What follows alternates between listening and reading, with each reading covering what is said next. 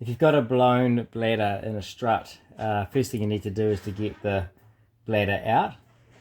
So get some string or a piece of dental floss I'm using here, and make a slip knot in the end of it, and you push the slip knot over that little rim in there, and then once it's tightened up over that, there's just a Velcro thing on the inside, and you have to push the whole thing in, push the bladder in to come off the Velcro on the inside.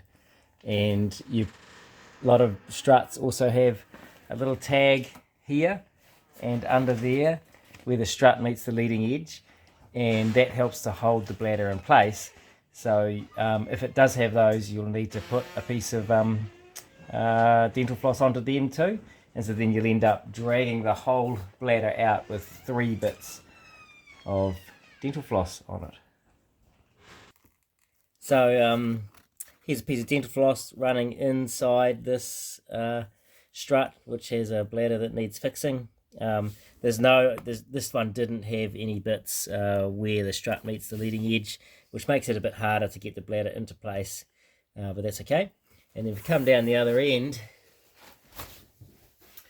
this is how you pull the bladder out. So this will be tucked in there with this Velcro like that. So you just undo the Velcro, pull it out, and then you pull the whole bladder out through this hole, and then you end up with the dental floss here so that you can pull it back into place.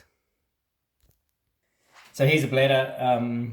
It's had a massive blowout, like a this size blowout that I fixed 6 months ago with an iron, and it's still good.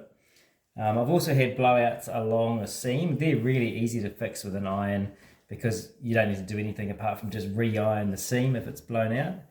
But what I've got here is a big patch that I ironed. There are a few holes here, like quite big holes, but they're still leaking around the edges, so I did a bad job of that. So what I've done is I've got some baking paper, and I've put it inside. If it's a big hole, it's easy to shove in, but I had to roll them up and put them in through the valve there. So there's 4 layers of baking paper in there, and then a piece of bladder material. There's always spare bladder material at each end because they sort of double it over, and it's spare, and you can just cut it away. That's what I've done, and it seems to have worked.